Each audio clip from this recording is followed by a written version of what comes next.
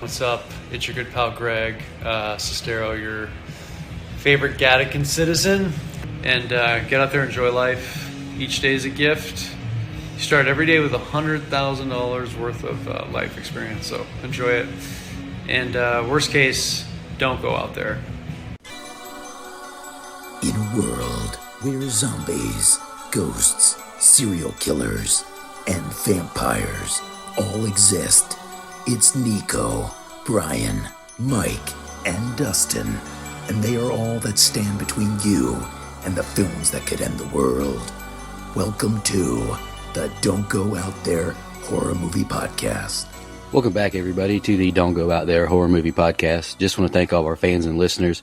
Really appreciate the support. You guys are awesome. Before we get into tonight's film review, just want to give a quick shout out to our website, don'tgoouthere.com. Everything about our podcast is on the website. All of our episodes and interviews, if you want to check those out. We've done some incredible interviews in the past. Go check them out there in a specific tab by themselves so you don't have to scroll through hundreds of episodes on Apple or Spotify, etc. We also have our store if you want to grab a shirt, a mouse pad, a hat, all that good stuff. We'd love to see your pictures, rep your favorite podcast. And Shan's Etsy page is also attached if you want to grab a tumbler. All of our social media links are on there as well. Facebook, Twitter, Instagram, YouTube, TikTok. Like us, subscribe us, follow us, all that good stuff. And the last thing I want to shout out on our website is our Patreon. We call it Blood Donors. We have the traditional monthly reoccurring kind. If you want to support us, help us pay the bills, as we say. Or if there's a movie you want us to review, that option is available as well.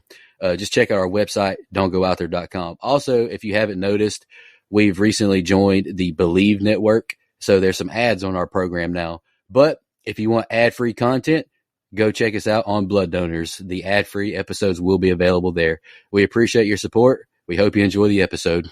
All right, guys, get into the film review. We're continuing on with Brian's Sci-Fi Month. This is my pick. Was torn between a couple picks. One was a kind of a classic, but I saw this film in its re-release recently, and Dustin's been praising it since he saw it, last December or in January? I can't remember. January. He talked about how great Godzilla -1 was, and yeah, I got to agree with him. It was fantastic. It's one of the best movies I've seen all year, to be honest with you. Seeing it on the big screen was incredible. It's not just – what makes it great to me is it's not just Godzilla for 2 hours wreaking carnage on cities. Like, you care about the characters. You can put yourself into a real historical situation. It fleshes out the characters. And there's a lot of dialogue that I appreciated. And it reminded me of Jaws a little bit again with, the characters. They look like Quentin Hooper. That's who they remind me of, the guy he meets up with. I really enjoy this movie. I think it's great, and I can't wait to watch Godzilla -1 Color. I bought the Steelbook. Can't wait to watch it. Brian, what do you think? Yeah, I think this movie is a phrase that I don't use very often, an instant classic. I think it has great special effects, great respect, and something you said, and care shown to the lore of Godzilla. And most of all, the story. The story of redemption, just that will to live. Short and sweet. I love this movie. Dustin, what you think? Yeah, I saw this movie in theaters of January 29th of this year. It was the re-release, and I saw it. I did see Godzilla -1 Color. And I'm going to be honest with you guys, this movie is what sparked my desire to watch as many movies as possible. It's a perfect film. After this movie is when I decided to watch every A24 movie ever made, and have now decided to watch every Neon movie ever made. And it's the reason I've watched so many movies this year. I've gone to the theater. I've seen more movies in the theater this year than I ever have in a calendar year. Last count was, I think, 62 this year. And I've watched over 500 movies in total. And I didn't really have a desire to see this movie. I mean, it was one that I planned to get around to eventually. I saw the praise for it, but I did go, and the rest is history. I think this is a perfect movie. All the twists, quote-unquote twists in the film are predictable, but the storytelling is so good that it doesn't detract from the experience to me. It's such an emotional journey for our protagonist, and we feel it with him. This movie isn't just one of my favorite recent releases. It's in my top 4 on Letterboxd as well. It's one of my favorite movies ever. I love it. To the shock of no one, if you put Godzilla in the title of a film, I'm probably not flocking to see the movie, to watch the movie. This is just normally not my cup of tea, right? I mean, I'm not a big monster movie guy, and that is like the monster movies, one of the original monster films. Right. But everything you guys have said is completely true. Like, I can't knock the film for anything. Again, there are some parts of this movie that aren't still my cup of tea, but man, you're not lying. Like, the character work of this film is fucking phenomenal. Only comparable, and you're going to say this, that I'm saying it's because it's another foreign film. But it really just did make me think of it, of course, is the same character work as Train to Busan. Could have just been any other zombie film. Instead, we got really deep characters that we cared about with real emotion, and it played on your heartstrings, and so does this movie. This movie played on my expectations. Again, I know nothing about the Godzilla universe. I just don't. I don't know anything about the lore. It is unfamiliar territory to me. But you don't need any of that shit to enjoy this film. This film is great writing. It has great action. It's emotionally deep and rich. It's fucking phenomenal. And a very standard hero's tale, really, when you think about it. Like, I think the writing is perfect. I think even the Godzilla parts, sometimes I'm like, it's a little overblown, but like, that's not enough to deter me from loving this movie. And you know how I am about runtime. This movie's 2 hours and 5 minutes long. I didn't fucking feel any of that 2 hours. It flew by. I actually would have liked to see more of this movie, is how much I like the movie. So I can't receive enough praise. For me, when I say I want it to be longer, pause. And one more thing before we keep going is I mentioned that I saw it minus color, and Nico, you mentioned that you're going to watch it minus color. You got it on Steelbook. So the first time I watched it, obviously, was that way. And having watched it this time with color, I think the minus color is actually a better movie. It's the same movie, but in this one, I think the visual effects in this movie are great. Don't get me wrong. But watching it in monochrome, it hides the little flaws that the visual effects have, and it makes it look so much better. So I recommend everyone watch it in minus color as well, because it just hides it, and it looks so good. And it feels more periodically accurate because of when the movie takes place. So I definitely recommend that experience. Honestly, I'm all in. No, like you mentioned, Mike, I wish I knew more about the lore of Godzilla too. Like, I know I catch a lot of Asian jokes in there. My dad is Taiwanese. He had he had several Godzilla movies on VHS, and I remember watching them as a kid, but like I know I saw like the 2001, but I don't remember being that great. That one sucks. What? It's actually a guilty pleasure of mine. That one's not bad. No.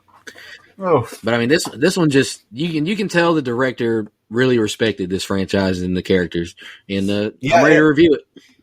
Dude, absolutely. And honestly, this is a movie I would if I saw a friend of mine, I'm like, hey, what's a movie I should watch this weekend? I'm telling them this one, which is not something I would have thought I've said before watching this movie for the first time, which you guys all know. That's how I took my notes, because, of course, I didn't go out of my way to see it, and now I regret that I didn't. I wish I had seen it earlier. Gotcha. You guys have anything else before we jump into it? All right. We open up in the final days of World War II, where we see Japanese fighter lands on Odo Island, the site of a repair base for kamikaze planes. The pilot insists he's having issues, but after the mechanics there inspect it, Sosaku reports to its pilot, Ensign Koichi Shikishima, that no issues were found, and we see what the real issue is. Shikishima immediately gets defensive, having lied about a malfunction because he sees no point in his duty. Shortly afterwards, another mechanic gives support by saying that he wishes there were more soldiers like him, as the war is all but already lost. Shikishima then witnesses several dead deep-sea fish in the waters around the island. That night, an air raid siren sounds, and it is tall, dark, and horny at 12 o'clock as the motherfucker known as Godzilla emerges from the deep.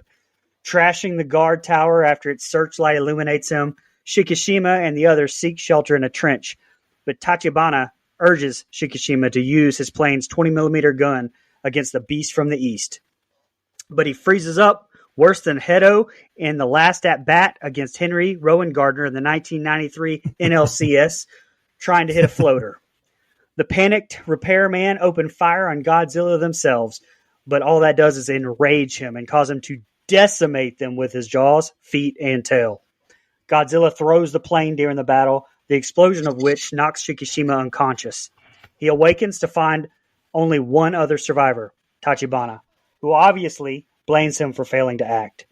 On the troop ship, taking them home following Japan's surrender to the Allied powers, Tachibana gives Shikishima the photos he found with the slain men as a nice fuck you. Sometime later, Shikishima returns to his Tokyo neighborhood and finds it in ruins. His own house, little more than rubble. Not Barney rubble, just normal rubble. His neighbor, Sumiko, emerges and then remembers his kamikaze assignment, berating him for his cowardice. She has lost all of her children to the bombings and tells him that his parents met the same fate. He reflects that in a letter to him, they told him to come back alive. And lastly, some days later, Shikishima has built a primitive shelter from the debris.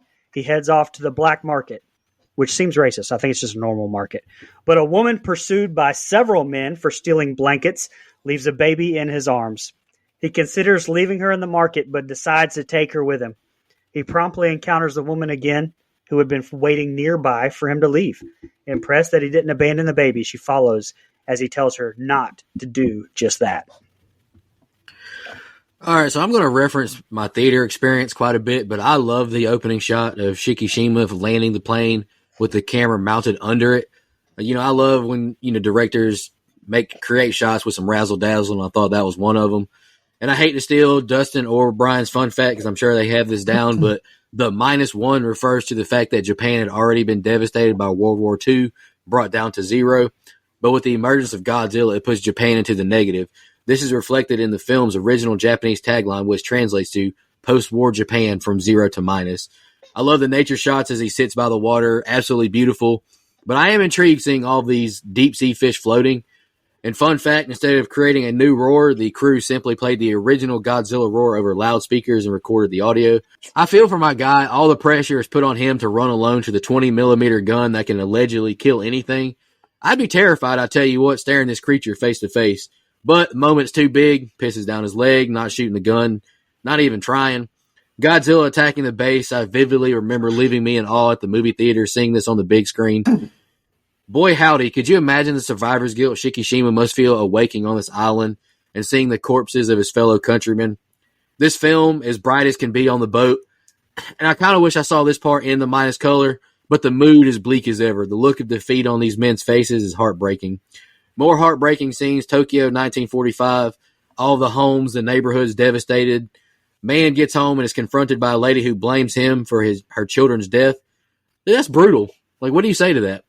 Nightmare situation, random person hands you a baby. Like, what are you supposed to do? You just leave the fucking baby? No, you got to at least try and do something right. I thought it was a fantastic opening. Action, heart, tragedy, Godzilla. Let's go. Yeah, I was about to say, this opening set of scenes has a little bit of everything. And it really is a way to okay, I'm invested, which is not what I was expecting. I was kind of hoping to come on here and be the one detractor. I am not. I am not the detractor. I do already kind of like the subtle nod to, well, at least the version on Netflix anyway, the English dub there, where clearly you could tell that the original audio is not that and it's been dubbed over in English. It just sounds a little funny with their mouths moving. So kind of like watching an old school Godzilla film for me on Netflix, at least. I think the nature shots here are beautiful. A lot of these shots are very creative, like Nico kind of touched on there.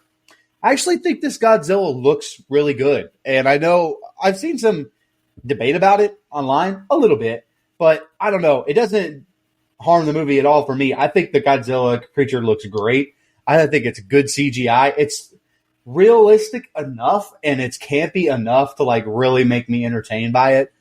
This scene where he attacks the base feels so intense, and maybe it's attributed to how good I think the Godzilla looks, but cannot imagine being in this situation. And admittedly, like I touched on in my open, I know nothing of the lore, but even though I'm invested in these characters a little bit so far, I am having a little bit of fun watching him go on a little bit of a rampage, which I'm just, again, I don't watch Godzilla movies, So I'm like, oh, this is kind of fun. Okay, cool. Maybe I'll start. Maybe I'll go back and rewatch them all and let everybody know. Probably not going to do that, but just thought I'd put it out there to the universe. There is a ton of Godzilla movies. I know. There's no way I'm going to watch them. I've seen maybe the original one that has an English dub, and then I've seen the 2001 one. I think that's the only ones I've ever seen. I will say we're blaming our guy here, one dude for not shooting. Well, I know Nico mentioned moments too big pissed down his leg, but we're blaming the one guy for everybody else dying. That's some definite survivor's guilt on the way. And having, waking up to the realization that you're the only one that survived after you decided to not shoot probably feels some type of way. I could not imagine. Then you get home, and your neighbor basically calls you a goddamn coward. Like, that is a tough day at the office, a tough week at the office. I mean, that's a rough go for sure. I will say, hell nah, do not hand me a random baby ever for any reason. I don't. Unless it's my baby, I don't want your baby. Just letting you know.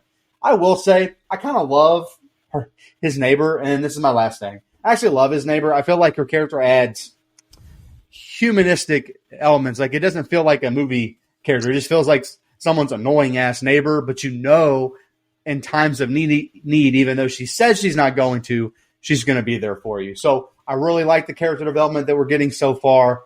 And way more writing and way more realism than I was expecting. I am locked the fuck in. Yeah, first off, I want to say, Mike, mine on Netflix also started out English dubbed, and I had to switch that. I switched it to the Japanese, what's English subtitles. I tried, but dude, I know how this sounds, but it was hard for me to take notes, so I went back to English dub, man. Because I started typing my notes out on a computer instead. And it's just hard to do for me. Yeah. So that's fair, though. Especially I'm with a first time watch. Like, I'd seen the movie and a couple times, and so yeah, I knew. But anyway, great cold open. It really puts us in the moment there. And then figuring out that he's a coward and couldn't go through with his kamikaze mission. That's only the beginning to his emotional story. All the dead fish floating is a great way to subtly raise our suspicions because they didn't linger on it. And we immediately cut to the night when the alarms were sounding. So I thought that was really well done. And then the big bastard makes his first appearance. And he looks great. Like you said, Mike, I like the look of this Godzilla. He's menacing as hell. And I love the absence of a score when he appears in the dark of the night. Really well done. Shakashimi being scared and unable to pull the trigger. It's another great way to add depth to his character. The panic that ensues and all the mechanics dying, that's tense, and that's a lot for him to shoulder. After Godzilla ran roughshod through the camp, Godzilla had some nerves to be wagging his tail like a good boy. I mean, unreal. He just killed so many people and he starts wagging his tail. Come on. The aftermath there, that's tough. Tachibana, he did not sugarcoat it either. Straight up told Shakashima that it's his fault they're all dead. And like you said, it didn't ease up for him when he got home. His neighbor gave him the business for not dying like he was supposed to. And so, I think it's more than just he couldn't pull the trigger. It's like he chickened out of his like he's a kamikaze pilot. He was supposed to die. He knew what he signed up for or what he was signed up for on his behalf.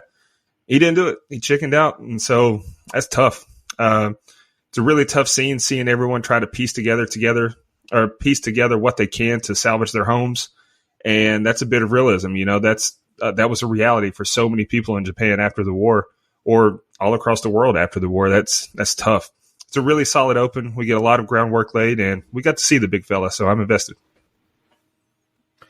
Actually, Dustin, you touched on the one thing I forgot. I like that we get Godzilla in this opening set of scenes.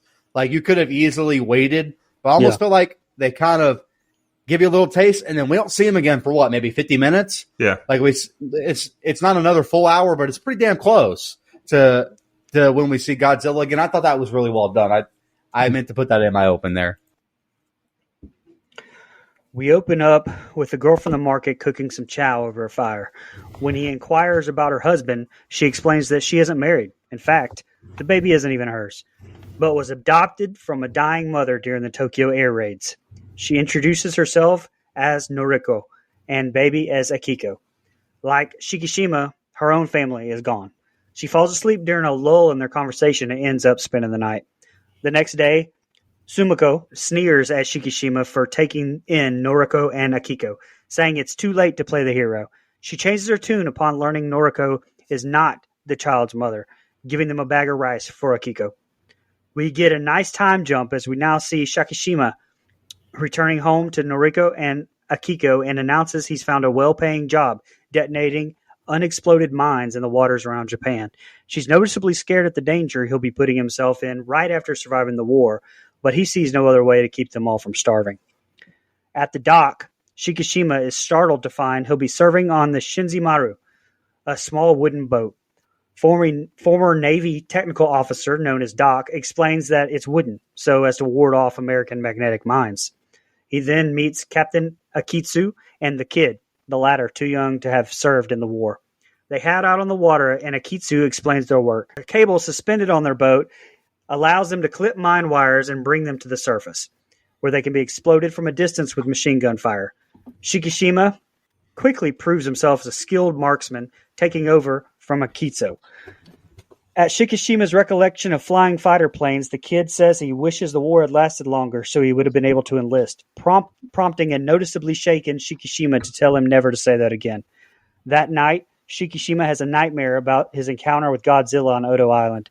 As Noriko comforts him, he questions whether he died on Odo Island, and everything since then has been the real dream. So aggressively, I might add, that she's forced to throw him off of her. All right, when he says, "Man, what are you, stupid?" I shouldn't have laughed, but I really did. I thought that was hilarious. And I laughed again at Noriko and the baby falling asleep so fast and him being upset they stayed. It's like, dude, they fell asleep so fast while they were talking. I thought that was hilarious. A part of me wants to call Sumiko a bitch for giving this man so much hell, but I can't imagine surviving in post-World War II Japan, so I give her a big pass for that. I mean, who do you blame? What do you blame? Like, I get it. Things have escalated quickly here in this household. She's asking if he found work. He's giving her money he got. I'm like, okay, brother. I thought it was a wonderful emotional exchange between the two. His job is risky and she's fearful for him. That's a risk for a lot of men's jobs, though, to provide. They're dangerous. Once Shikishima makes it to the boat, I know everyone has to be reminded of Jaws, right? I mean, two of these guys are Quentin Hooper reincarnated. They're exactly who I saw. I know this job is risky, and like Mike mentioned, Jaws does the exact same thing. You see the shark opening scene, you don't see the shark for a little while. I mean, and I have a fun fact at the end that I'm sure you guys have of how the director was complimented by Steven Spielberg. I mean, give me a break. It's got to be that. I know this job looks risky, but how fun does this look? Shooting floating bombs with a machine gun? Hell yeah, brother. Like, that sounds like a good day at work until you find out what they're really doing. But that sounds like fun to me. Scary dream. I couldn't imagine the thoughts, nightmares, and visions this man would have after living the life he has and the experiences he's had. His outburst and reaction was heartbreaking. He doesn't even know if he's arrived home. I thought that was a really good portrayal of PTSD in a soldier. Yeah, I thought this was a good set of scenes. You know, he basically asked if the baby has a name, and she flips that thing. That's the one time I'm glad there were subtitles, because Akiko. I'm like, oh, great, because I can't read what the baby's name was written on there, so I'm glad we got the baby's name. So I will say, I feel like they all spend a little bit trying to criticize her for trying to care for the baby, but it honestly kind of puts her in a better light as far as honor. I'm sorry, how do you say our main character's name? Because Brian, you messed it up by writing it different ways throughout the notes. I'm not going to reveal to our listeners what you have. It's Shikishima, correct? Yeah. Yeah. Or Koichi. Okay. Koichi is his first name. Okay, I'm going to go Shikishima. I like the way that sounds. But, they kind of show her being more honorable than Shikishima as far as she stepped up in this time of crisis and actually stuck her neck out, saved someone. So anyway, and his neighbor Noriko, you like that? Noriko, there we go. Says she's not going to help. Bitch, nobody asked you for help. Nobody. And guess what? She ends up fucking helping, even though she's going to complain the whole time. Never mind. Anyway, I don't want to get canceled. No, how does everybody in the whole town the whole area of the Tokyo area know that he's a military outcast like this? That's like the first thing he says when he goes to get his new job here. I thought that was interesting. My man found a fun new job, right? Can you imagine going from a job you hate to a job you love? That's got to be crazy. I know that shit would be fun. Blowing up these fucking mind bombs? Let's go. Hits it on the first try. Hank Hill could never. And if you don't know that reference, go watch one of the early episodes of King of the Hill where him and Bobby go shooting for the first time. And Bobby's an excellent marksman, and Hank Hill can't shoot a gun because he's scared of his daddy. Anyway, again, but this guy said, "Man, I wish I was a kamikaze or a pilot." And then Shikishima basically grabs him like he's the fat kid in Billy Madison when he goes, "Stay here, stay as long as you can." He goes, "Don't ever wish that shit." I was like, all right. Man, there's just some really good, like, unintentional comedy throughout the film, which is another topic. But, like Nico mentioned, then I'll shut up. On top of his war PTSD, he has Godzilla PTSD. Like, on top of being in the World War, he has this freaking nightmare of visions every night of seeing this giant monster kill everyone that he was there with. So I literally could not imagine, and I do think this set of scenes where they start to do a good job really diving in to that. And I have a mixed relationship with this character. I love his hero's arc towards the end, but there are some things throughout I'm like, man, you're frustrating as shit. It kind of starts right here towards the end of this set of scenes. It's kind of like Jaime Lannister. I mean, not exactly, but we hated Jaime Lannister at the start of Game of Thrones, and then by the end, it's like, damn, he's awesome. Yeah. Like he might be the best. So anyway, I really like the dynamic between Noriko, Akiko, and Koichi here. They have no one else, so why not have each other? That's good. And then that neighbor is brutal. You didn't kick them out. It's too late to be a hero. Like, dang, lady, relax. Also, I really like the time jumps here. It shows that they're trying to recover and make a life together and get back to a sense of normalcy. Also, it lures us into a false sense of security, having been so far removed from our last Godzilla sighting. Seeing the look on his face when he saw the boats specially made was hilarious. Like, he was so excited. And then an immediate cut to when he sees the boats. It was perfect. I thought that was really well done. The dynamic of the crew is great as well. They have a sense of familiarity and camaraderie that it feels like they've worked together for a while. And so I agree with you, Nico. It is very reminiscent of Jaws, like the crew. So I think their dynamic's really good. And then his nightmare was great too. Very well done. And it reminded us that Godzilla is still a threat, and it shows us that he's really dealing with some PTSD here. So I'm still fully invested in the story. All right, fellas, bear with me. Got a lot on this one. We open up with a July 1946 title card telling us now we're in the past, where we see an American nuclear test at Bikini Atoll, part of Operation Crossroads, mutating Godzilla. Back to the present, the Shinzi-Maru continues its minesweeping work as we see flashes of Noriko raising Akiko at home. Shikishima is soon able to afford a motorcycle and major renovations to their house. When his crewmates visit for dinner one night, Doc snaps a picture of Noriko. The men assume her to be Shikishima's wife and are startled to learn of their living arrangement. When Akiko calls Shikishima her father, he tells her not to call him that, like a fucking dickhead. They encourage him to accept that he's found a family, but he angrily refuses. What a loser. Noriko tells Shikishima that she's taken a desk job in Ginza, explaining to him that she wants to be able to support himself since she's keeping him from finding a wife. She also tells him that Sumiko will be watching Akiko during the day. Meanwhile, we see Godzilla fuck up multiple ships, including several American military vessels, as he seemingly swims towards Japan. Despite the danger, the U.S. refuses to intervene, concerned that a military buildup in Japan would damage relations with the Soviet Union. Now, in May of 1947, the Shinzi-Maru and Keishin-Maru are dispatched to find Godzilla, not to be confused with Rodzilla, the worm. They come upon a massive American ship as he had destroyed, and after the crewmates debate on what could have caused such damage, Shikishima spots deep-sea fish on the surface. He panics and tells them what happened on Odo Island, which was covered up after the war ended. In the process, they learn that he was a kamikaze pilot. The kid is horrified that the Japanese government expects them to fight Godzilla in their tiny boats, while the doc explains that their job is simply to delay his advance until the cruiser Takayo can arrive from Singapore. Their orders suggest that they use the mines they recover as weapons, and to Akitsu's disgust, forbid them from telling anyone about the mission. After they collect 2 minds, Doc talks with Shikishima about the war, saying that he also has trouble sleeping and his fear of Godzilla. As larger deep-sea fish surface all around them, they urge Akitsu to flee, but he's determined to face the monster, not wanting to see Tokyo destroyed again. Then, surprise, motherfucker! Godzilla suddenly surges out of the water, sinking the Kashimaru in an instant. And Akitsu immediately says, fuck this, and takes their advice. Godzilla chases after them, unfazed by the first mine they detonate against his fins and their measly machine guns. Doc gets the idea to set off the next mine in Godzilla's mouth, and when the detonator switch fails to work, Shikishima explodes it with the machine gun.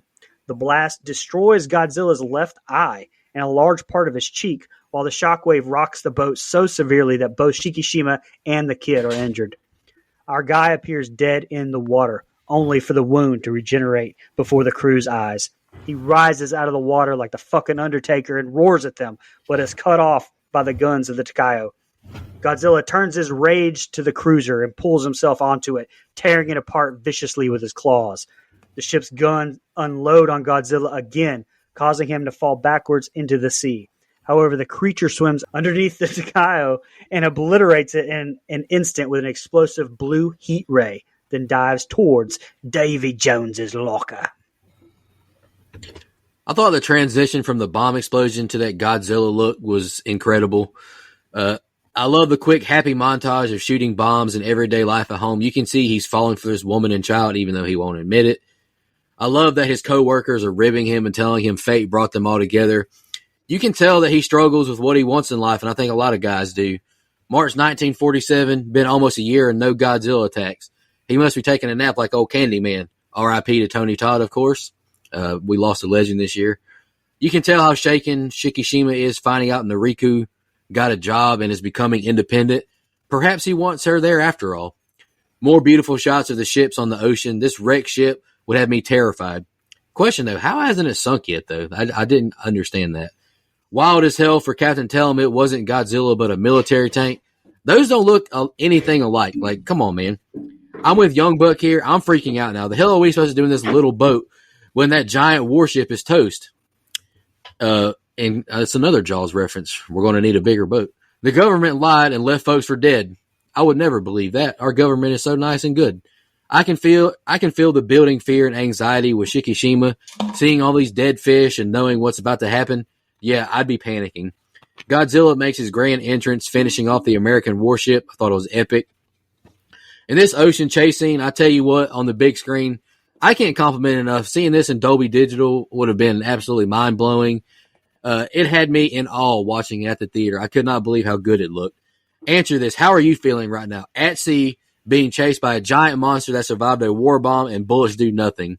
Shooting the bomb in the mouth was a brilliant idea, and the explosion aftermath was so well done. Seeing Godzilla's face regenerate would have me saying my last prayer. I knew I'd be a goner. Takeo shows up just in time, and his missile shooting Godzilla was more great action. Godzilla straight bitches this ship, though. Leaps on it, then blows it up with atomic breath. Fuck yeah, this scene is amazing. I can't tell you the relief I'd feel seeing this creature swimming away, though, if I was in that little boat and my life was being spared. Go ahead, Mike. Like I already mentioned, this I had no other word for it. Minesweeper job looks way more fun than being in a war. So good for them. And I loved this musical montage, where they're just blowing shit up and going back home to their everyday life. I think it's kind of fun. Adds a little bit of levity, adds a little bit of realism to the film. It's almost like the damn montage scene in X, except it doesn't have a landslide. It's just like one of these. It was a little out of place, but it was the right kind of out of place. And here's Akiko calling him daddy, and he's like, I told you I'm not your man. How could you say that to a little girl? I'm a sucker myself. If I were in his shoes, I'm like, yeah, you can call me daddy. Like, that's fine. Like, I'm raising you now. So I think that would have, man, that's tough. And again, this is the kind of split relationship I was talking about that I have with Shikishima. Like, I like him sometimes. And then sometimes I'm like, man, I know you've been through a lot, but we got to let that go. We have, a kid and you're falling in love with this woman. And, the man is missing out on a real chance to have a great family of his own. And then she comes in and wants to go to work.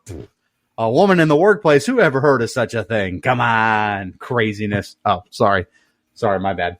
I didn't say that out loud, right? Anyway, so I do like that we kind of use them kind of hanging out, palling around on this boat to not only tell the crew what we already know about what happened on the island, but it's expanding on it and filling in some of the gaps, a little bit of history, a little bit of lore about Godzilla, and then his personal up-close experience with it. So it really is kind of serving a lot of masters. I think that the dialogue there is great, even in the English dub. I just love the dynamic boat. I love the dynamic on that boat in general.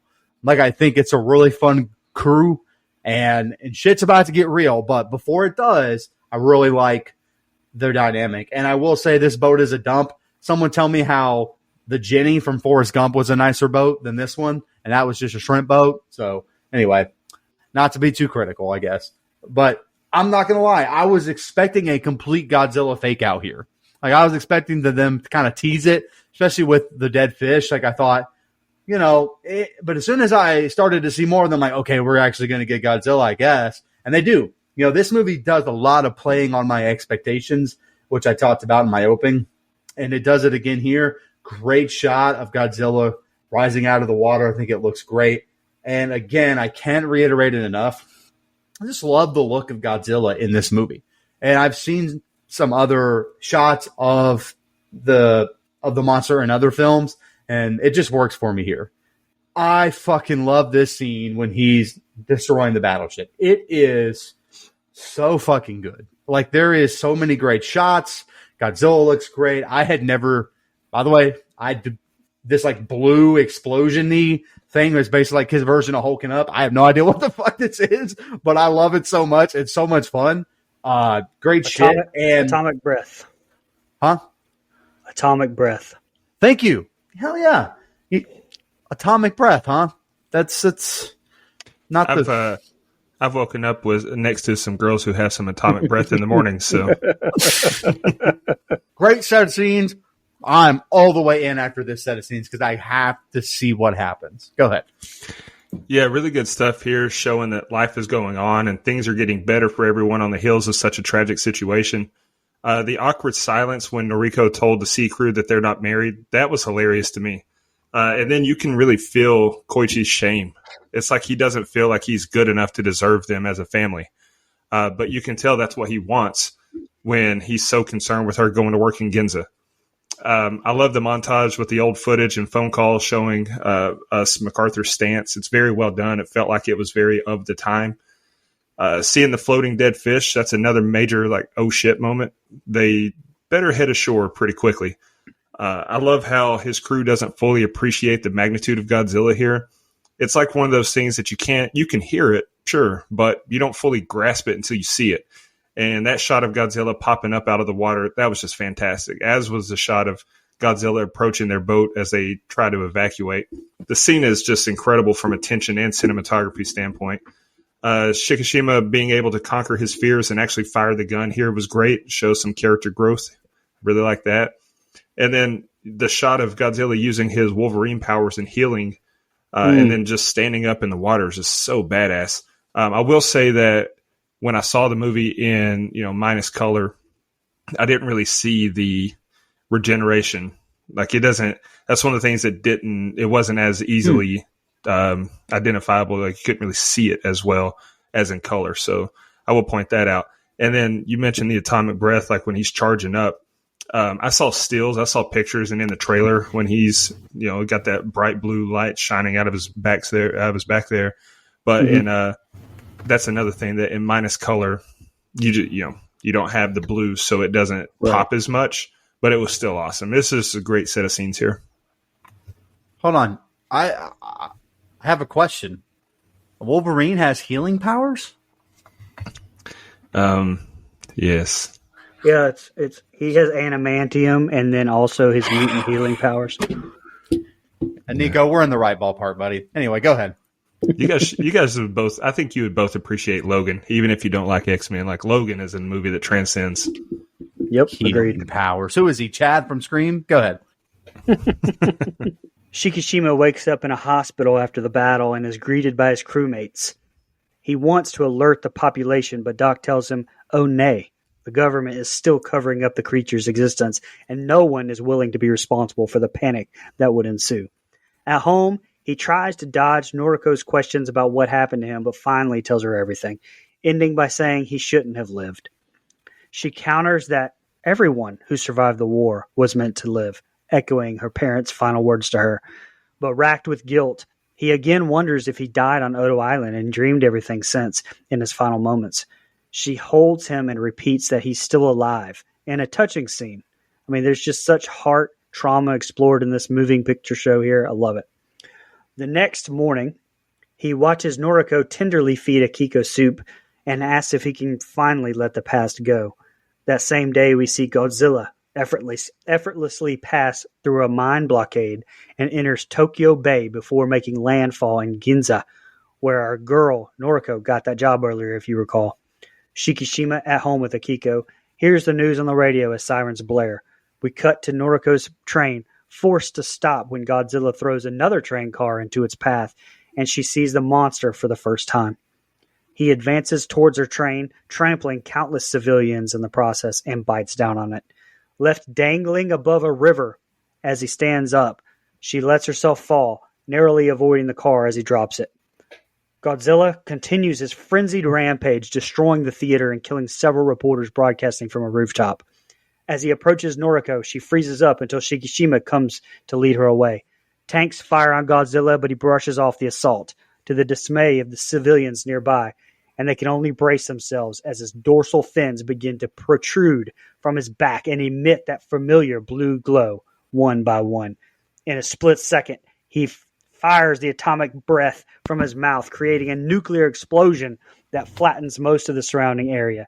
Noriko is swept away in the shockwave after pushing Shikishima to safety, and our dude Godzilla roars at the mushroom cloud he created, and a black rain falls. Government doesn't want to tell its capital city about Godzilla to prevent panic and confusion. All I got to say is the government ain't shit. You just going to let them die? Like, what are you doing? Another emotional moment between Shikishima and Noriko. She begs for him to open up and let her in. You know, that's tough for a lot of us guys. We generally don't think our feelings and emotions matter, so we just bottle it up. I'm proud of him for opening up to her what's plaguing him in his experiences. I appreciated that moment. I feel for this man. He feels like a failure and letdown. Brother, don't fault yourself for not being able to take out Godzilla alone. That's a tall task, brother. I can't compliment the director and writer of this movie, Takashi Yamazaki, for making us care for these characters, portraying real situations, and not just 2 hours of Godzilla attacking. I thought that's what makes this movie fantastic. Incredible overhead shot of the ship sailing over Godzilla. Fuck that job. Like, get me out of here. Hate to keep stressing this, but how helpless does everyone feel when none of their defense tactics do anything to stop this creature? Another great scene from the theater, the attack on Ginza. I think this is a really, really, really good movie, but I do have some nitpicks. Not buying that train stopping that fast, especially a train in 1946. I'm not learned on bullet trains in Japan from that era. Maybe they can stop that fast, but a train in 2024 in the United States can't stop for a whole mile, so I don't know. The score playing as Godzilla walks to the city, I thought is fantastic. And you got to give Noriko props. At least a 98 awareness score on Madden, grabbing that rail, catching herself, landing in the water below. Incredible job by her. Newscasters love their job too much. No way I'm standing that close to Godzilla to report the news. This guy would have been hell on TikTok, I tell you that, though. I love the writer's decision to have Godzilla just bump the building, and that's what has those newscasters die. He doesn't actually attack them. He just bumps the building and they fall. I thought that was a nice touch. Could you imagine thinking it's just another Wednesday at work and then this malarkey happens? Fuck. Another incredible action scene with Godzilla's atomic breath and charge up. The blue is beautiful, and I love the sound design going silent as he shoots the breath until it hits like an atomic bomb. Thought that was great. I don't want to take away from this scene or get too ahead of myself, but Noriko, no way this woman survives this. My heart breaks for Shikishima. Brother can't catch a break for anything. And kind of like I mentioned about Michael Myers in Halloween 2, Godzilla, you're just an asshole. What did this city do to you, man? Leave these folks alone. Go ahead, Mike. Exactly. So like Nico mentioned, it's the first thing I thought of too. Of course, the government doesn't want to tell you about the shitty thing going on in their country. They're going to try to hide it. I see. Can't hide this shit. It's a big fucking monstery, lizardy, dinosaur-y thing. No fucking way. It will eventually reveal itself. I love this scene with Noriko and Shikishima here because it's emotional. This is the first time that I feel like Shikishima kind of let down that wall and actually spoke some truth about himself, revealed who he was. You know, she even uses the line that, you know, we've built this life together, but you've never really let me in yours. I thought that was very deep, very well written. And this is a good woman. You know, this is someone that actually cares about this guy, wants to be with him, willing to go through all the tough stuff with him the whole time. And I thought it was a great scene between the two. And this man's really hard on himself. And again, I go back and forth, but you know, it's not like he could have stopped everybody from dying on that island. But they obviously do a great job of him not seeing that and dealing with the PTSD, but not just the PTSD, the survivor's guilt. It's a powerful scene. And again, it's just playing, again, on my expectations from a Godzilla movie, not the kind of dialogue and scene I was expecting going into the film. And again, the character work as we continue to build these characters is so good. And I kind of wish sometimes I like Godzilla in this movie, but I kind of wish sometimes I wasn't watching a monster movie. I wish I was watching a war movie, you know, I kind of am, right? They're kind of intertwined as far as this film goes. So I'm kind of getting nitpicky with that, but I just really like the character stuff. I think it's great. However, this is where we start to get those classic Godzilla walking through the city shots. I think they're fun. They're brilliant. They look really good. How massive the monster looks compared to everything else in the city really kind of, you know, they kind of exaggerate it and really hits home. I think it's great. And then we get that, you know, I will say this thing picked up a train like my dog picks up my shoe. So like that goes to show you this son bitch is big. And I love that they use this old school, I think, right? This is a very old school score for Godzilla, if I'm not mistaken. I think it, you know, the fact that they didn't try to add something modern and new, they really were true to the character, true to the franchise. I thought it was a really nice move. But like Nico mentioned, how the fuck is Noriko not dead, man? Like, come on. Like, you know, I already made a Chad and Scream joke, but I honestly, I can make it right here too. Come on now. Like most other people would be dead and she's not. And then poor Noriko, or so I thought when I was taking my notes in real time. So I thought. Go ahead, Dustin. Yeah, this is very emotional stuff here as he comes clean with Noriko. Like, I know he's ashamed. That had to be tough, hard to do. And he's got him a good woman there. He needs to see that and do the right thing and wife her up. And I think he knows that, which makes it even more emotional hearing Godzilla's headed for Ginza. The score of a Noriko, you mentioned it, Mike. The score of a Noriko sees Godzilla out the window. It's just so perfect. It's a great way to blend the old school Godzilla feel with this modern take on the story. It's like, you know, we get a new Halloween theme. The score is going to be different throughout the movie, but when you see Michael Myers, his theme song hits. And so I like that they did that. And Buddy wreaked havoc on this town. Japan may never financially recover from the 40s. Luckily, they had Honda, Toyota, and Nintendo to boost the GDP. I know Godzilla was explaining himself like Detective James Carter. That block was already messed up. And then when he charged up here, holy cannoli, that blue is just gorgeous.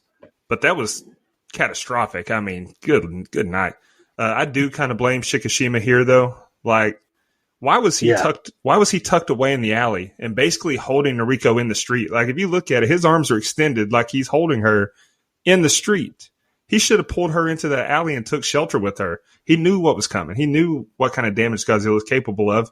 Instead, he's just sitting there watching like, oh, let's check this out. Idiot. Emotions are flaring. We move on. Well, like the Titanic, they both could have rolled out of that street. I mean, good Lord. There was no need for all that.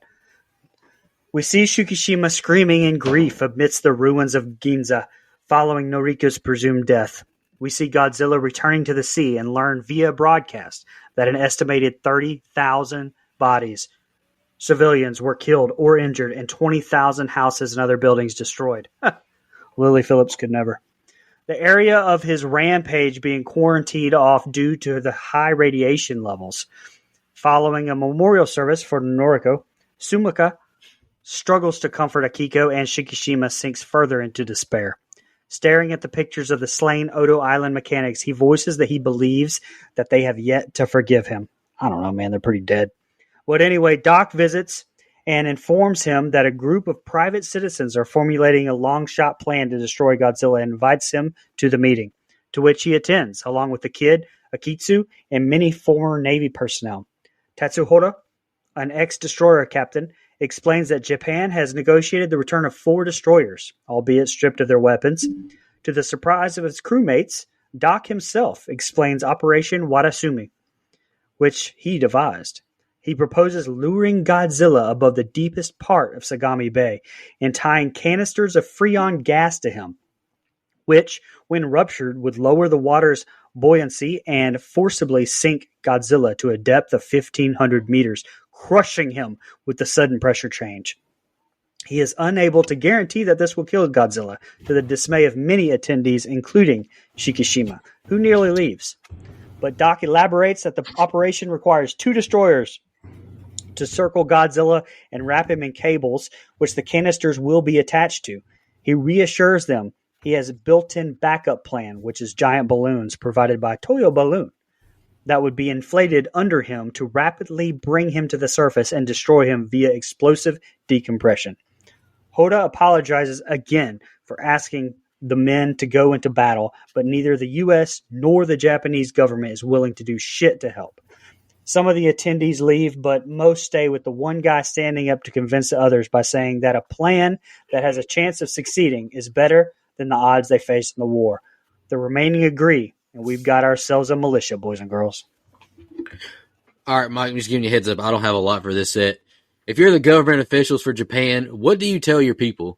There's no way they trust you to protect them or believe anything you say at this point. Akiko asking, "Where's mommy?" It broke my heart. I felt bad for that little girl. I'm a big fan of this scene as well. The former captain recruiting men to help fight Godzilla. Very realistic and well acted. The boat captain, he cracks me up with his, "Did you realize Doc was such a big wig" line? I thought that was great. I like Dr. Kenji's scientific approach to this. I also appreciate him being honest. He's uncertain if it will kill Godzilla with certainty. I like that. Like, he's keeping it 100. And this is the last thing I got. This scene is real as hell. All these guys are mostly former military and survived the worst war to date. They have no help from the Japanese or U.S. government, and they're being asked to risk their lives for the future of their country. I don't know about y'all, but I thought that was powerful stuff to ask those guys. Yeah, I don't have a lot either. Actually, really good set of scenes, but it does feel like kind of like a calm down before the storm that's about to pick up.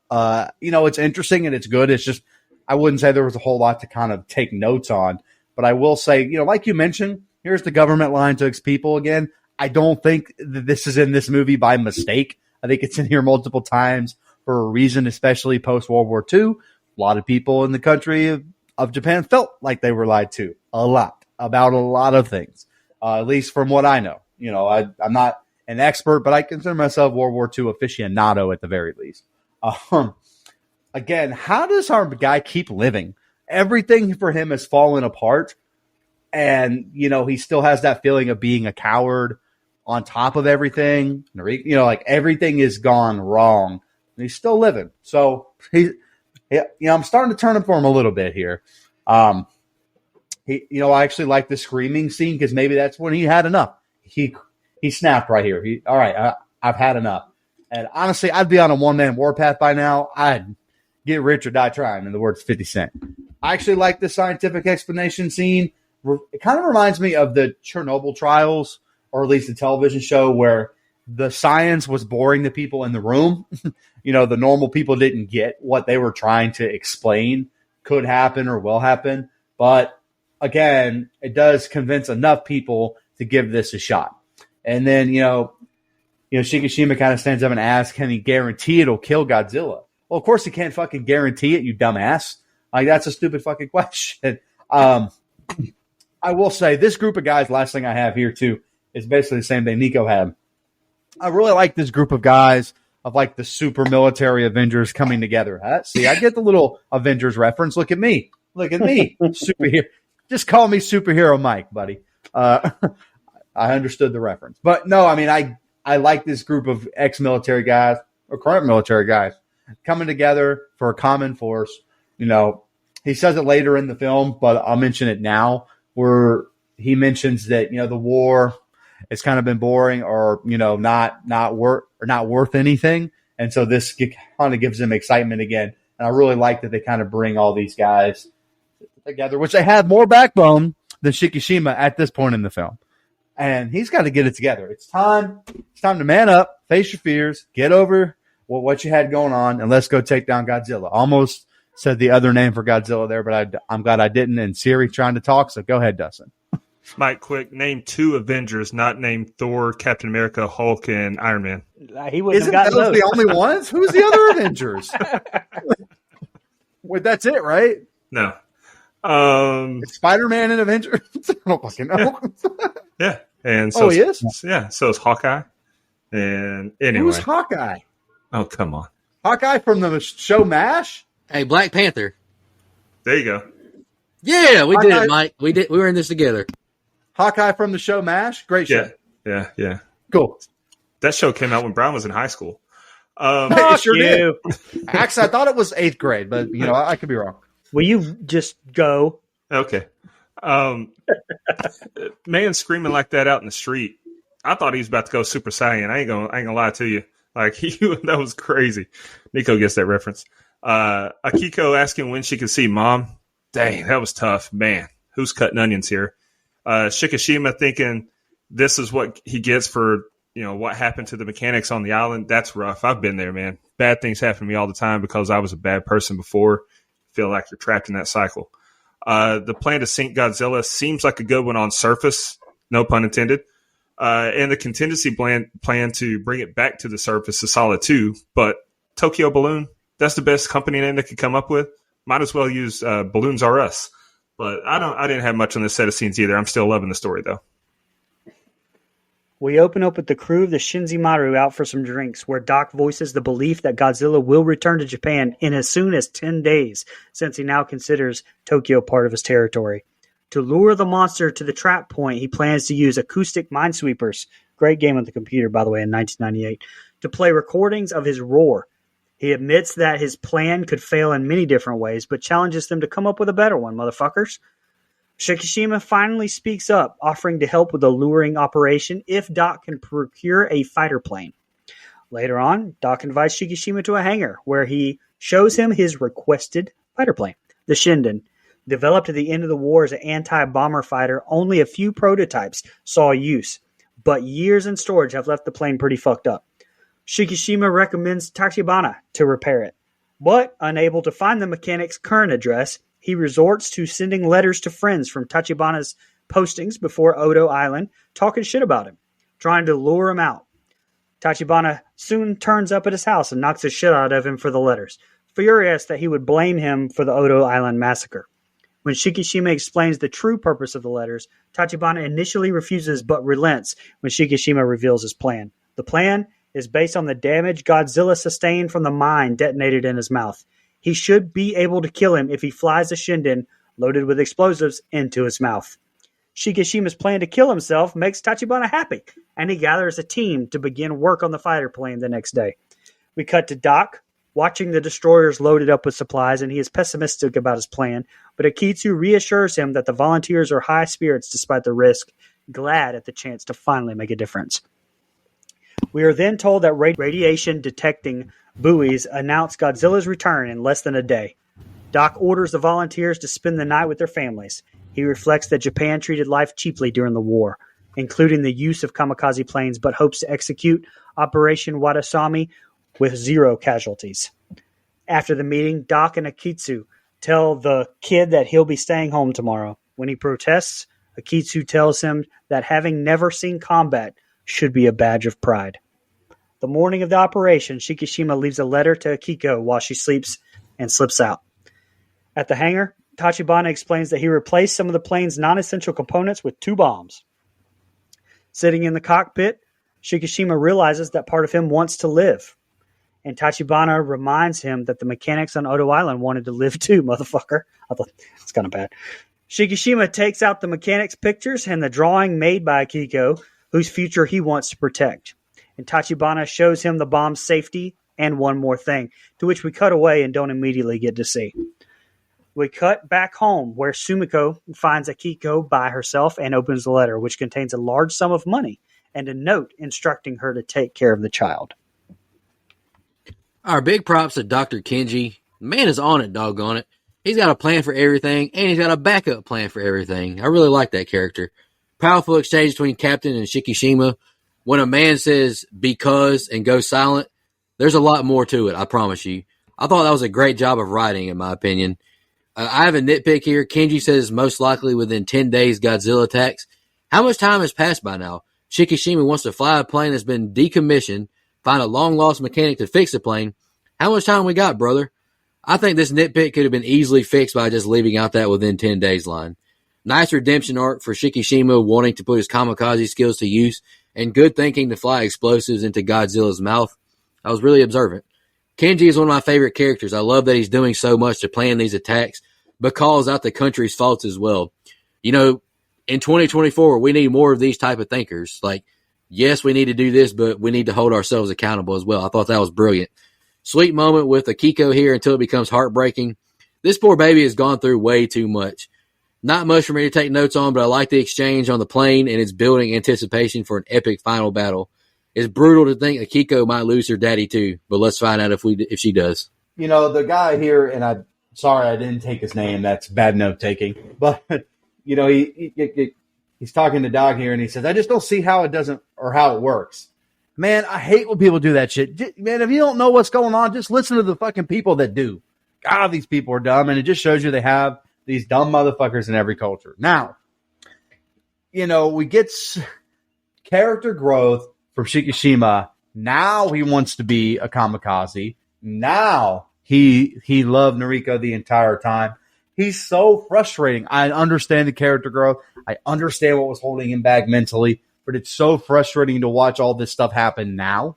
Still good character work. It's not a negative per se. It's like, man, it's a little late, for some of this. But again, I would have a really hard time helping him here. But, he starts writing these letters and blaming what happened on the island on someone else. And I don't think, the letters would have worked on me as far as getting me to help him. But I do think this is a touching scene where they kind of forgive him and give Shikishima the chance to make up for lost time and make up for past wrongs. A chance to make it right. And I do love this movie. Does it a couple times. They put the war straight up on blast as completely useless. Like I mentioned earlier, there's a lot of people post-war in Japan that kind of felt like a lot of people here did with Vietnam. Why the hell did we just do that again? Like, what was the point of that? That, very similar feeling. Especially with all the chaos and destruction that the country went through. It's still kind of recovering in certain ways from World War II. But, again, most wars are useless, so that's how I feel about that. This spend time with your family scene is touching. It's effective. I can't lie.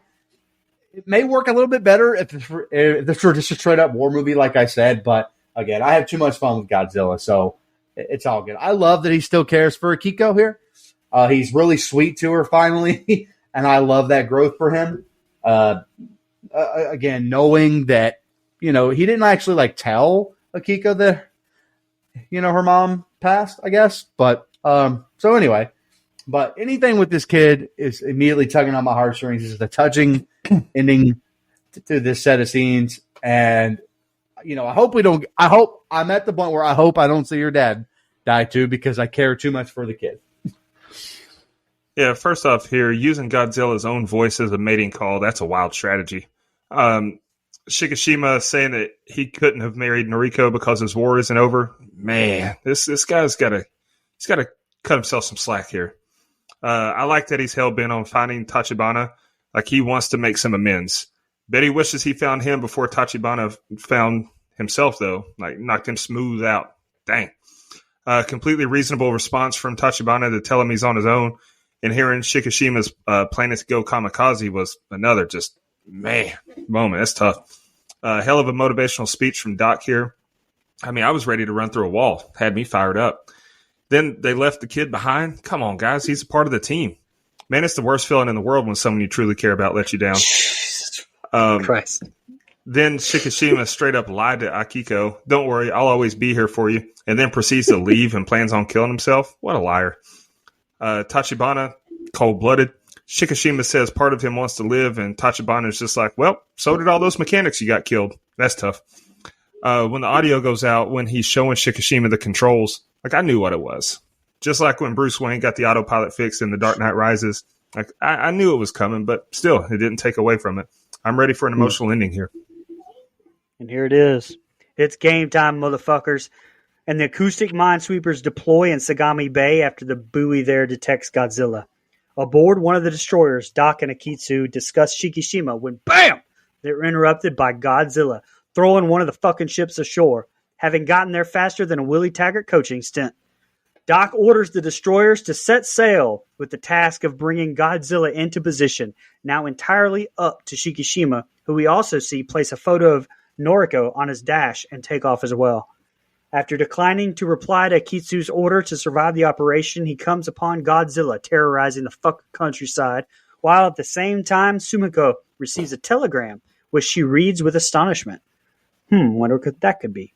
Shikishima does his damn job with the Shinden, luring them all the way to the trap point in the Sagami Bay. We see the plan, aptly named the annexation of Puerto Rico, start to take shape as two unmanned boats head towards our Godzilla. He uses atomic breath on the empty ships, leaving him unable to use it again while he regenerates from self-inflicted wounds. I feel that, Godzilla. All part of the plan, ladies and gentlemen, as the other two destroyers encircle Godzilla and tie a cable attached to Freon canisters around him like on Empire Strikes Back, while Shikishima continues to buzz him. But like our guy said on Ghostbusters 2, you are like the buzzing of flies to him, as Godzilla prepares to fire his atomic breath again. But the canisters are ruptured, forcibly pulling him underwater. Upon surpassing the target depth, Godzilla freezes in place and stops charging his atomic breath. Come on, nobody thinks this dude is dead, and we head to Plan B, where Doc then has the balloons inflated underneath him, rapidly drawing the monster to the surface. When Godzilla tears through the balloons, the destroyers try pulling him the rest of the way themselves, but as Doc points out, the monster's weight is too great, and one of the cranes collapses. His plan seems hopeless until a fleet of tugboats, led by the kid and Captain Nico Chen, arrive to help the destroyers. Upon surfacing, Godzilla is heavily fucked up, having suffered critical damage to his body from decompression, but is not dead. Doc and the others accept their deaths as an enraged Godzilla courses with power and prepares to unleash the atomic breath when, out of nowhere, Shikishima is back, flying his plane towards Godzilla as Doc and Akitsu shout for him to stop. He thinks of Noriko just before his plane lodges in Godzilla's mouth and explodes. Oh, that sounded nastier than expected. And all involved in the operation are overjoyed to see that he ejected much better than Goose on Top Gun, and we see a flashback of Tachibana's telling him about the ejection seat and asking him to live. The smoke clears moments later, revealing that the top of Godzilla's head has been destroyed, after which the accumulated atomic energy overloads, causing the rest of his body to crumple, looking like something from The Substance. They return to port to find a jubilant crowd waiting, including the kid who reunites with his crewmates. Shikishima spots Sumiko carrying Akiko in the crowd, and she hands him the telegram. He and Akiko rush to a hospital to find Noriko alive and kind of well in one of the rooms, injured but still alive. She asks if his war is finally over before he tearfully embraces her. We end in the depths of Sagami Bay as we see as surviving fragments of Godzilla's flesh begin to regenerate. Our Godzilla is back wreaking havoc, and I love the score playing as Shikishima takes off in the fighter plane. Talking about getting the adrenaline pumping, I loved it. I try not to body shame, but my man Godzilla hasn't done a forearm workout in a day in his life. You can tell he doesn't skip leg day, though. I love that boat captain stays on his ass about not orphaning the baby. He's teaching him how to be a man and a father, and I really respected it. To repeat a line I've used frequently on this show, if I was flying the plane, my butt cheeks would be tight enough to crack a safe. Godzilla atomic breath scene was incredible again. The score is very fitting for this operation that commences. Alien could never. Not giving much review talk right now because I am glued to the screen watching these ships try and take out Godzilla. And I'm sorry about that alien line, Brian. I saw your head shake. The abrupt stop of Godzilla sinking and the blue lights fading. I thought that was super cool because we know the battle isn't over. A lot of thought went into this action and science-wise. Captain tells him it's necessary to wind Godzilla up after he's told they don't have the thrust, reminding me of Matthew McConaughey in Interstellar in the docking scene. It's not possible. No, it's necessary. This is encouraging to see a convoy of ships to help capture Godzilla's big ass. I love the visual of Godzilla powering up, the sound going silent, the hopeless look on all the men's faces, until the plane arrives just in time to blow up. The ejector seat was a nice touch, and I love that exchange between he and Tachibana that was off air. I love that. Godzilla disintegrated and sinking below is epic, and I love that the men on the ships, they salute him and show him respect. Like they showed, and that's what the director wanted to get across, is that he's like a god. He's not just a monster. Godzilla is like a Japanese god to them, and they respect it. I like that a lot. Right. I'm not a curmudgeon or a hater, and I love a happy ending, but someone be for real and tell me how Noriko survived that atomic blast. I saw how devastated the city was as she was blown away. Like, I just don't buy that. I mean, she's not Chad Meeks, for Pete's sake. Wow. I also don't mind them showing Godzilla's flesh regenerating under the water. It was established already, so I didn't mind it. And hell, this movie was incredible. I'll watch another one. Why the hell not? And I got 2 fun facts to end on my note taking. I end my thoughts with this. Gareth Edwards, director of Godzilla 2014, attended a screening of the film and described a feeling of jealousy while watching it, stating, "This is what a Godzilla movie should be like. This movie is incredible. It's one of my favorites to see in the theaters this year." And the last thing I got is Takashi Yamazaki met Steven Spielberg, who told him that he saw the film 3 times. What an honor that would be. According to Yamazaki, Spielberg first saw it at home, then went to go see it 2 more times in theaters. Yamazaki compared this to being praised by God, since Spielberg was one of his greatest inspirations. What is it? Coincidentally? Coincidentally? I don't know what that word's supposed to be. Spielberg himself. I don't think it's coincidentally. Spielberg himself is also a longtime admirer of the original Godzilla, also citing it as one of its own influences. That's a beautiful full circle moment, and this is just a great movie. Coincidingly? I don't know. Might have copied and pasted it wrong from the Internet Movie Database. Get it together. Anyway. Sorry, my bad, brother. I'm just kidding, man. At least you don't have a stutter, brother. Again, I love that he sets Noriko's picture here as he enters the plane, but damn it makes me frustrated. Why couldn't you say I love you before it again, I know the ending, but in the moment, the first time I saw it, which you know that's how I take my notes, I was so frustrated by him having her picture there like that. I do like how they're kind of slowly ramping this up with Godzilla instead of just going balls to the wall. You know, in a monster movie, that's definitely something they could do. And I even made note of it here in my notes to say, wait a fucking minute. What the fuck is on that telegram they got? Because I knew some twisty shit was on its way. I think the kamikaze scenes here are great. I think the CGI looks really good. It works for me. It's not distracting how much CGI is used here, in my opinion. You know, this monster made that plane look like a chew toy, though. Just shows you how massive. You have to put that in perspective as far as the other monster films. You know, Godzilla really should have won March Madness, if we're being honest. Like, I know we had, everybody thought the devil should win, but I'm not so sure Godzilla wouldn't take out the devil, man. That's all I'm saying. This is a big son of a bitch. Anyway, so all of this is really intense, and it's unrealistic, but also too damn good for me to give a shit. So I'm not going to nitpick that. We also do a horror movie podcast on a guy with knives for fingers. So realistic is really out the window. I think it's really, really great. Finding out they didn't sink, the look on everyone's face when they find out they didn't do enough to kind of quote unquote sink Godzilla may have been enough for me to end it. That may have been my 13th reason. I'm not going to lie to you. That may have been a wrap. You know what? I'm going to accept my fate. And it looks like everyone does in their face. Like, you can almost tell, after our little, shrimping boat comes back in and tries to save everyone. They have the best shot of the movie right here, in my opinion, right into the eyes of Godzilla. They take their time with it. He's hulking up or whatever the fuck you want to call it.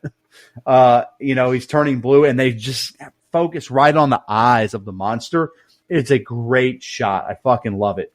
And I was not fucking expecting this kamikaze ending in this way. Well, I was kind of expecting, him to end up being dead because he flew and saved the day. But no, man, not only did he take out this motherfucker, for now, he executed it perfectly by parachuting out like he was taught in training. Beautiful full circle moment for him to save the day. A hero's journey. Just had to take a little bit of a detour to get there. Not an ending I was expecting. What a fucking victory for our character of Shikishima. Fucking love that for him. And was not expecting Noriko to be alive. Happy family. What a fucking unexpected twist. Chef's kiss. Fucking cinema. In the words of Dustin, hashtag, or also known as Roman Reigns, our tribal chief. Cinema. Yeah, unrelated here, but anytime the sirens went off in this movie, the subtitles label it as an air raid siren, which makes me think of Nova from ECW. That was his finishing move, which he called the Kryptonite Crunch. Anyway. Or holla if you hear me. Yeah. The tension really picks up here. I'm wondering if their plan will work and how many more lives are going to be lost. It's really great, and the score is just incredible, too. It's very dramatic. When Sumiko gets the telegram, just like before, I knew what it was, but it didn't take away from me. I love how everything plays out. Shikishima is one hell of a pilot. Some great maneuvering there, and just a great job luring Godzilla to where they want him. I'm guessing Godzilla's a he. I don't need to assume pronouns, but I'm guessing. Seeing Godzilla charge up with that bright blue is intense once again. We saw what that meant before, so here it's like, oh boy. I'm not sure how Doc knew that Godzilla needed to recharge after shooting the heat ray, though. Like, that's a pretty substantial leap in logic there. He's like, no, he can't do it immediately. He's got to recharge. How do you know, pal? When they sunk him, I knew better than to think that we're in the clear just because the heat ray indicator stopped glowing. And sure enough, he wasn't done being a menace yet. Kid showing up to save the day was a great development, and he brought backup. Hell yeah, kid. Good job. The sound of silence when Godzilla emerges and is charged up here, that's deafening. It's so intense. And then Shikishima flies in. Oh, man, this is pure cinema. But he's alive. Ejectocito, cuz. Hell yeah. I knew that's what Tachibana was showing him. And it didn't make it any less exciting because this movie was so well written. When Sumiko meets Shikishima and gives him the telegram, then he sees Noriko in the hospital. Man, turn on the waterworks. It's beautiful. You better marry that girl, dummy. And we get one last look at Godzilla regenerating underwater before the credits roll, showing this that it's not over. This is just an elite movie. Hell yeah, Nico, you got any of them? Got any more of them Instagram comments? Nope. We don't have anything on the gram tonight. Ooh. What about Twitter, Let me X, check here. Blue Sky, Dustin? On X, the artist formerly known as Twitter, we got a few. Sean the Glee Man said, this movie was absolutely incredible and honestly just a really well-made movie. Though I like the minus color version slightly better, this movie feels like real people have real reactions to the trauma and guilt of their situation. 9.5 out of 10. Well said, well said. And Nico said, this is one of the best scenes I've ever witnessed on the big screen, and it's the scene of Godzilla giving chase in the water there. Hell yeah, absolutely agree. And then Andrew Ferguson said, take Godzilla out of the movie, and it's still one of the best movies of the decade. With Godzilla in it, it's an all-time classic, and I completely agree. All right, we only got one on Facebook. The man, the myth, the legend, otherwise known as Vinny Cassi, with fire emoji, fire emoji, fire emoji. Oh, I guess I'm supposed to talk about the budget now. Sorry. Okay, everyone. Godzilla Minus One had an estimated budget of $15 million and grossed over $113 million worldwide. Pretty good make back on your money there. Yeah. I'm sure it's made more on the two re-releases as well, too. Yeah. That's when I saw it. For sure. Instead of creating a new roar, the crew simply played the original Godzilla roar over loudspeakers and recorded the audio. So it's little things like that. I really like that. Just Nice. paying homage to the classic that preceded it. The film is not only the first Godzilla film to be nominated for an Academy Award, but it's also the first Godzilla film to win an Academy Award. It's also the first Japanese film and the first Asian film to be nominated and to win the Best Visual Effects category. And in case you were doubting if it could be done, it's done. Ryunosuke Kamiki, who played Shikishimi, was in one of the most highly regarded animes ever, Spirited Away, with Davy Chase, who was also in The Ring. She was Samara, with Richard Lineback, who was in the classic, and I do say classic, comedy movie Ready to Rumble with David Arquette. Jesus Christ. That may be the was best fucking one way yet. snapped for Dustin, baby. Let's go. That was good. All right, let's do our favorite kill and the rating. Mike, you want to kick us off? Sure. I didn't really take down a favorite or least favorite kill here because I just feel like it's pretty much all Godzilla kills, at least from what I recounted. So I didn't take down a favorite or least favorite. They're all pretty good. They're all not terrible, but not the point of the film, in my opinion. I really love this movie, man. I cannot believe how much I love this movie. I was kind of shocked. You learn something new every day about yourself. You like a Godzilla movie. So check that one off the box here at the very end of the year. Something new going into 2025. I'm still not going to like superhero films, but I will give the nod to Godzilla movies. So there you go. This movie has so much great character work, great writing. It's so deeply rich with great themes as far as post-war Japan. Great dialogue. It has so much good stuff. It's really hard to take my eyes off of it. And, I texted in our group chat, I wish I had watched this more than once. I wish I had broke my rule for new movies, watched it a couple times, took better notes. I do apologize to our listeners for that. I couldn't have done it justice anyway. I just recommend going to fucking see this movie. Great lead characters, great side characters, and the Godzilla monster looks great. I don't know if I've ever seen one that's more effective. All that being said, the only nitpick I would even remotely have is that it's still, as much as I like this movie, still kind of sci-fi Godzilla stuff. So it's never going to be just like my personal favorite thing of all time. But I can't really think of any other negative about this movie. So all that being said, I give this movie a 9.5. All right. I'll go ahead and go real quick. Favorite kill, least favorite kill. I don't have one. To me, that's irrelevant in this movie. It's not what it is. Although I did like, I think it was the opening sequence of kills where he just picked one of the guys up in his mouth and slung him. That was pretty good. Yeah, same. Yeah. Same. That's my favorite But as kill far as too. my final thoughts on the rating, like I said, I love this movie. The emotional pull in this movie is insane. The visuals are great. The acting's great. And the story is really phenomenal. It's a perfect movie. I gave it a 10 out of 10. Like I just said, Dustin, my favorite kill is in the opening as well when Godzilla picks the guy with his mouth and chunks him.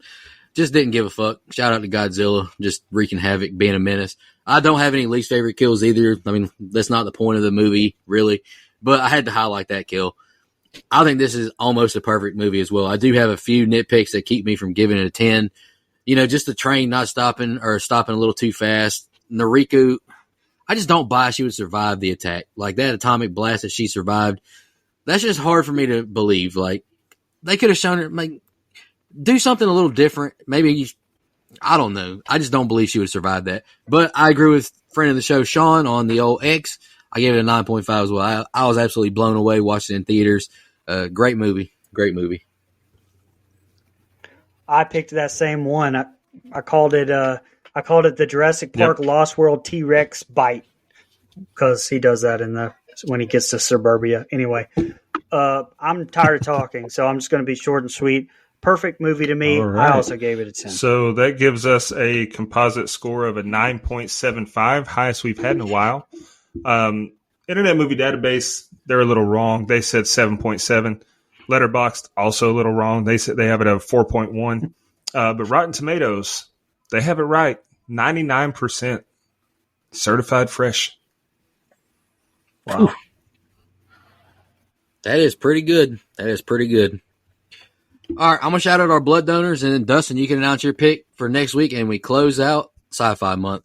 Shout out our blood donors. I really appreciate y'all. Y'all take a huge burden off of us. Legendary blood donor Dana Tucker. I've lost count how many times you donated, but we really appreciate it. You've helped us pay a lot of bills. Camper Level Reoccurring, Nina Horror Movie Crew Podcast, Alex Seligson, Michelle Mirza, and Chris Manley. Camp Counselor Reoccurring, Edward Hernandez Gunn, Joe Swinford, Adrian Aiello, Brian Samick, Andrew Ferguson, Brooke Maley, Heather Superdoc, Jennifer Davidson, Too Close to Home Pod, Dana Tucker, Cole McAlexander, and Max K. We really appreciate y'all. It really does help us out a lot. Dustin, what's your pick for next week? You know, it's well documented. I did an A24 watch through, and I've been picking a lot of A24 movies lately. This is the 7th A24 movie ever released, and much to Brian's dismay, this is a movie that I texted in the group chat and said, man, that movie was so weird. I have no idea what I watched. I kind of like it. If there's one thing that people know about me, it's that Florence Pugh and Scarlett Johansson are the two most perfect women ever created. This one has Scarlett Johansson in it. I went with 2013's Under the Skin. Super weird movie. Can't wait to talk about it. Don't shake your head, Brian. I'm excited to watch it. I haven't watched it yet. I'm excited for it.